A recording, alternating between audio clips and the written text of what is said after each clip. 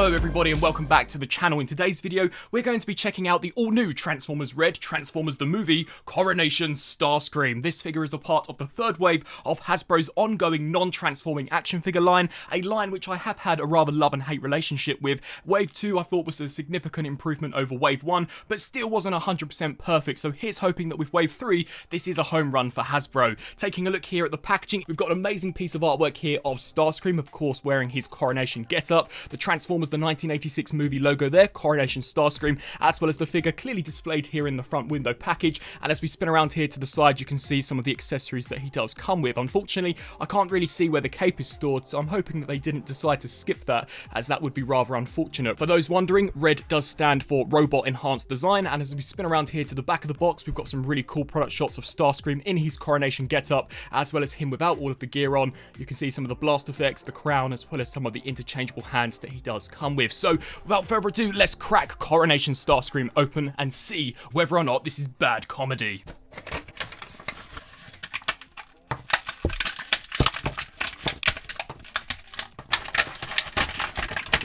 And so, here we have the R.E.D Coronation Starscream, and to be fair, the figure isn't half bad. He's actually pretty decent. I still do have some qualms in regards to the articulation mainly. I've always believed that if Hasbro were going to continue doing a non-transforming Transformers line, then articulation should really be their key priority. Right now, as it stands, I would say the articulation is slightly dated to what we would expect from Marvel Legends back in 2015. It's not terrible, but it definitely isn't up to par with the likes of the G.I. Joe Classified series, and there are also a few design choices that I'm not a huge fan of. I really don't think we're going to see this line truly reach its full potential until they start doing some of the live action characters, as I really think they would benefit from not being able to transform, whereas these G1 designs are rather simplistic, and to me the Earthrise figure is just as good, if not better, and can actually transform. But nevertheless, we'll go into the accessories and the whole Coronation getup later on in the review. First of all, we'll take a look at the base standard version of Starscream. I think the overall design looks pretty wicked. It definitely is accurate to how he appeared in the 86 movie, as well as of course the G1 series from all angles. The character looks pretty much flawless. I'm not a huge fan of some of the colour choices. He mainly has just been cast out of grey and red plastic. There really isn't a lot of paint actually applied to the figure, and I do think that the red they've used is slightly too muted. It would have been awesome if it was a lot more brighter in order to contrast the very bright blue that we get here for the front. But the details look quite cool. You can see here for the head sculpt, that's undeniably G1 Starscream. If anything, I do think it looks a little too splayed out. This one here looks slightly more rectangular than I personally would like, but I think the facial expression is pretty much spot on with that very slight smirk. You can see some nice intake detailings here on the side of the helmet, as well as on these pauldron sections, and even here for the main torso we've got some nice paintwork here for these intakes, as well as the golden paint used here for the cockpit. Turning our attention to Starscream's arms, the null rays look wicked. I think the sculpt work on these really do look good. You can see a nice singed burn paint application used here on the base in order to give you the impression that these have been raining hell on the Autobots, and even here for the wings, they have in fact inversed the Decepticon insignias upside down, much like the animation. For me, I would have rather them actually flip them the correct way. I know that it's not G1 accurate, but just from a front profile, it does look slightly obscure that these are indeed upside down, but that is an issue with the animation and not so much with the figure. You can see some nice red and white pinstriping detail, but once again, I wish this here was a little more vibrant in colour. And turning our attention to the forearms, I think the blue looks excellent. Some nice sculpt work there for the fisted hands. He does come with an alternate pair, which we'll take a look at in just a second, but as we move down to the lower region of Starscream, it does become quite basic as far as sculpt is concerned. It's awesome to see not as much swirly plastic used on this figure when in comparison to the likes of their R.E.D Optimus Prime. Honestly, the QC on that figure, at least on my copy, was just awful, whereas here with Starscream, for the most part, the plastic does appear to look really nice and clean and finished. You can see some nice blue highlights here for the shins, as well as some darker grey gunmetal pieces, and also a nice grey there for the toes, with the thrusters here, or the afterburners at the base, with some ports in order for you to add some flight stands or figure stands in order to help posing. But due to the way he articulates, it would be quite difficult to actually utilise these, which, talking of articulation, he can actually move around a fair bit. So for the head sculpt, it is on a double ball peg, so we can get it looking down to roughly that far, as well as looking up, which I'm actually quite pleasantly surprised at. It is awesome that he can look up a lot further than some of the previous R.E.D figures, and considering Starscream is a character that can fly, that is a really nice touch. We can tilt the head side to side, as well as rotate left to right. He does have butterfly joints, but much like all of this line, it is restricted due to some sort of design. So you can see here, due to the boxy nature of the shoulders, you really aren't getting much range of motion out of that. I wish this could have pulled out, extended, and then that would have allowed you to actually bring this to the front, but I guess it is what it is. We can hinge the shoulder out to about that far. We get a rotation here at the bicep. The null raise can rotate and can in fact actually be removed if you were so inclined to do so. Double joints here at the elbows, which can bend to a terrific degree. Full rotation at the wrist, as well as a hinge joint. The wings can in fact hinge up and down, which is really, really cool, and can of course curl back and forth. Here for the lower section of the torso, this can rotate left to right, as well as crunch. Now the crunch, much like RC, can only be truly maximized if you remove this front torso plate. You can see here it does reveal some nice detail, and with this removed, it does allow you to click this roughly 2 places, which is to quite a good degree. I think he has probably the best ab crunch out of all of this line so far, and even from the back it looks quite clean and coherent, but you do have to remove that section. It can also click backwards as well, which is quite cool to see. And just to peg this section back on, it is merely just a pliable PVC piece material. You just snap that in there, and with that on, you roughly only get 1 click, and then it does shift this section up. We do get a full rotation here at the waist. The hips are unfortunately still not on drop down hinges, but we can kick that roughly to 90. I'd say that's more of an 85 degree of motion. They can kick out to the back, out to the sides, rotation here at the thigh, double joints here at the knee, and you can see that can bend slightly past 90. And then here for the ankle, unfortunately, it's only the front part of the toe that rotates and not this back section. So it does look slightly unusual, and due to the nature of the design, you aren't going to get a great range of motion. And I have actually tried to pull this out, much like Soundwave and Prime, and it doesn't appear to actually extend.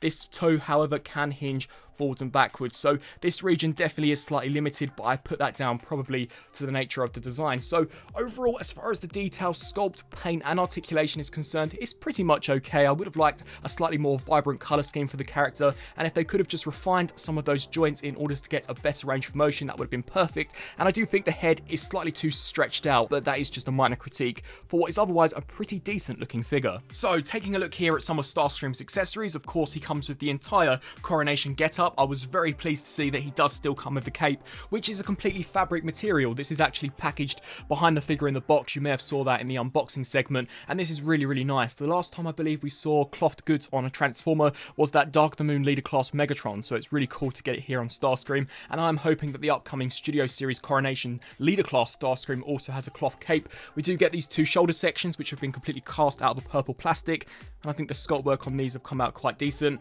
And then of course we do get the crown, which has been completely cast out of what appears to be a golden type of plastic, and you can see some nice red highlights here for the gem, as well as on the tips of the crown. And we also do get 2 symmetrical blast effects, so these look quite cool. These have been completely cast out of purple plastic, but have got some nice detailing, and these are very simple to actually insert onto the null raise, so you just push them on there, and you can have Starscream firing away at the Autobots, or in some cases, the Decepticons.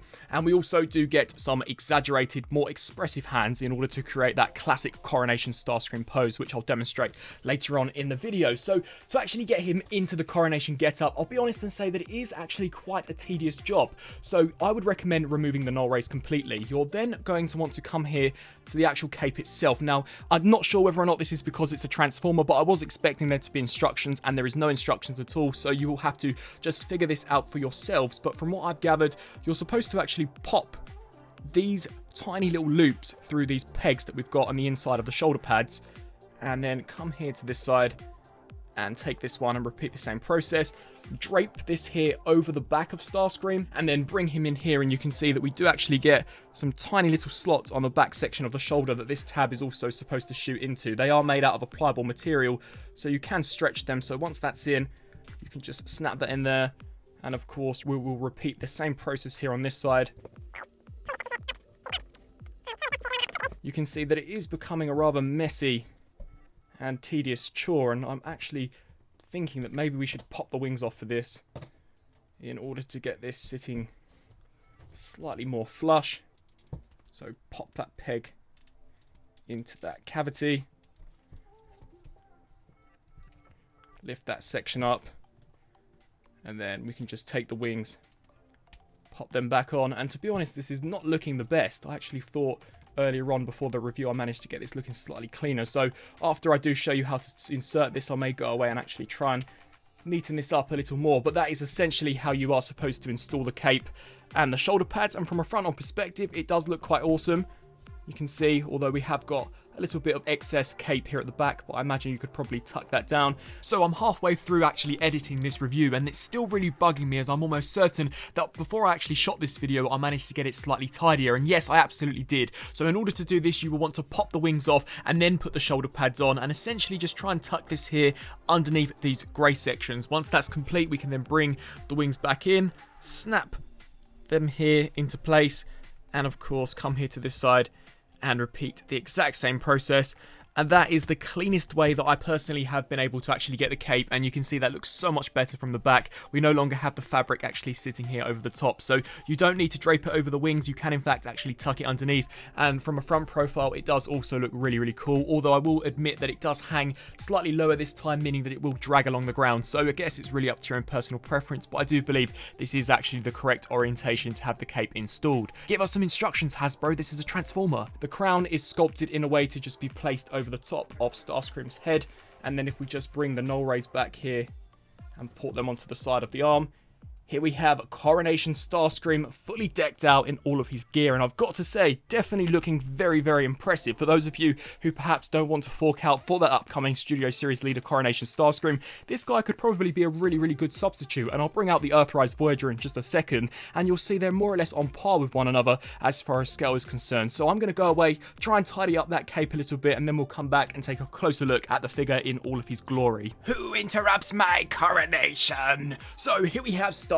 and I've tried my best to tidy it up as best as I can, but honestly there really isn't much else you can do. The cape does essentially just hang off the back like this, and I'm pretty certain this is how it's supposed to look. I haven't found any places for this to actually tuck into, but it doesn't look too bad, especially here from a front-on perspective, and my goodness, do the accessories completely change the look of the figure, and this may in fact be why the head sculpt is slightly larger than I expected in order to actually accommodate the crown. He really does look very impressive. I was quite surprised to see him turn out as good as he did, despite him not being perhaps the most articulated figure. He's probably one of the better looking Red figures we've gotten so far. The shoulder pads, as you saw earlier on, do just peg into the back, and it is nice to see that they can hinge forwards and backwards in order to kind of accommodate for articulation. The null rays do slightly restrict it, but these can actually hinge up and down if you were so inclined. Due to the crown, the articulation of the head is slightly limited, but still, I think he looks awesome. We just bring him in here for a closer look.